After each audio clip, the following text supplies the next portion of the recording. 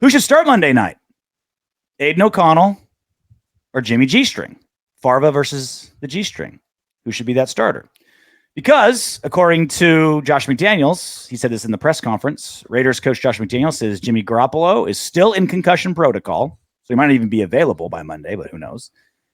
But he will be the starting quarterback going forward if/when he clears. So according to JMD, it's not even a conversation, not a discussion. And I saw the presser. I didn't pull the video. I was being lazy this week. Maybe didn't take a nap. But he was like, it wasn't even like he thought about it, like looked away. He's like, no. If Jimmy G clears, he's starting. No question about it. No ifs, ands, or buts. So in Josh McDaniels' mind, it's Jimmy G the second his brain is no longer oatmeal.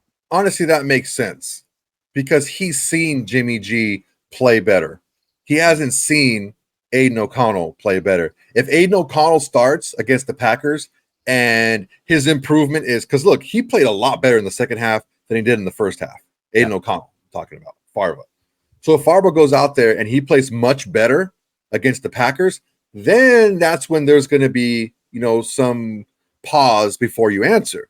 Because now you've seen your quarterback not go against one of the worst defenses in the NFL, right?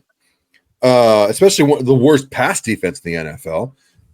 A team that has a good defense, good corner, good line, good linebackers, good personnel, and they play really well too.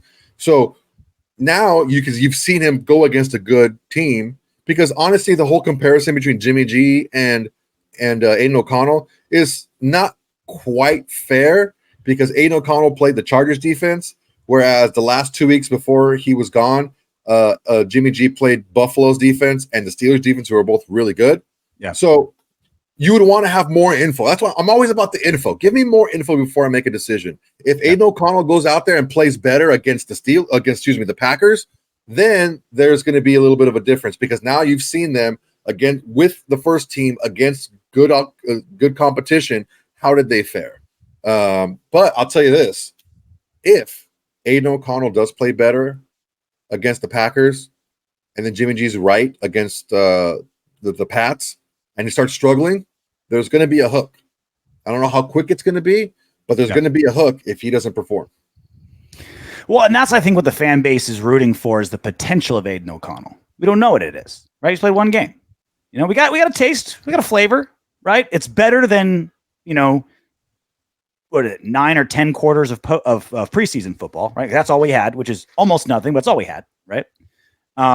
We had that, and it was very promising. So now we had one full game, and the offense just looks smoother when Aidan O'Connell is in there. He didn't knock anyone's socks off. The 3 turnovers were bad. Again, Jimmy G's turned the ball over like a madman anyway as well. The 2 fumbles, though, they just felt so Farva's fault. Like he just stood in the pocket like a statue. The clock's going 1 minute, 1 second, 2 seconds, 3 seconds, 4. He's still just standing there, right? Gets knocked over. It's like once his clock sped up in the second half, he didn't have that issue. He started getting better, right? But he had more ball security. Look, he started playing like he did at Purdue, running for his, you know what I mean? Like getting the ball out, throwing guys open, like moving I'm playing around, against a superior team. I gotta take chances. I gotta be head in a swivel. I gotta have that clock in my mind. I have to process this stuff quicker. Look, the first fumble, everybody knows, unless you're freaking Troy Aikman, who has just the biggest hands I've ever seen in my life. You don't pump fake like this. You pump fake into your offhand. Okay? Like, come on. That was just a huge rookie mistake. You don't pump fake like this. Like, who are you? Yeah. But, he did get better. He got better in the second half. His timing was better. His clock was quicker. He got the ball out better. He was okay with checking the ball down more in the second half, and the offense was moving.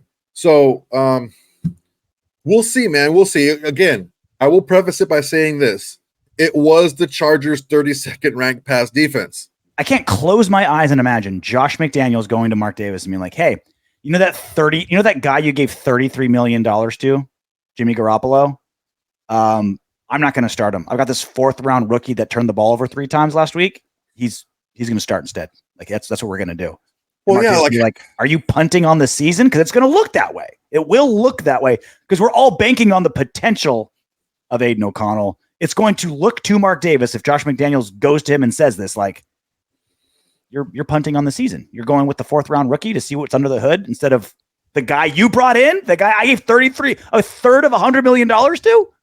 Yeah, and that's something for Dave Ziegler too. You had me get rid of my quarterback for 9 seasons for the guy that you wanted. I gave him $33 million, and you want to play after 4 games. You want to start over the guy that you wanted, a guy that you got with the last pick in the 4th round. That's what you want to do.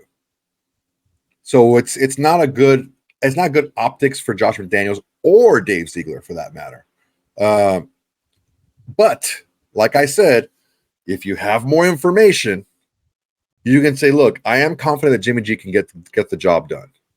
But when they've been on the field, this guy has played better, and I want to play the hot hand. I think that gives us the best chance to win is the hot hand. Yeah. That's something you could explain, but you have to have the information to show it. The Jimmy G injury was a weird, random, it's hard to say blessing in disguise. You know, your starting quarterback going down, but at least it forced Raider Nation to look at Aidan O'Connell and see what's under the hood for a game. It's like, okay, let's see what we got for a game. And now we know, right? If you would have just torched the Chargers for 350 yards and 4 touchdowns, no turnovers, you'd be like, okay, sorry, Jimmy G, kick rocks. Like you can make if he would have went out that there, call, right? You can Josh McDaniels and say, Mark, look, I drafted this brilliant guy in the 4th. Look what I did. Look at this diamond in the rough that I found. Like we got to ride this hot hand. You know what I mean? You know, that way you pump yourself up by pumping up somebody else in this sense. Let's say that were to have happened. You know what? Jimmy G was never the long-term plan. He was only a short-term plan. Yep. We drafted this kid because we were confident in his ability. He just is so good that he got so much better with our coaching and our help faster than we thought. Mm-hmm. But he's ready now. And I understand you gave this guy more money, but he's ready faster than we thought he would be. And we found the guy or whatever. So, and then you make the case like, hey, let's trade Jimmy G to the Jets or, another a quarterback's going to go down somewhere on a potential playoff team before the trade deadline. And then you're like, hey, we can get something for him, right? So you can. That's a lot of dominoes to fall. But for right now, we need more information from Aidan O'Connell. You don't think the Jets would take a Jimmy Garoppolo trade conversation right this second? If Aidan knocked the socks off of last game and next game. I think it's possible.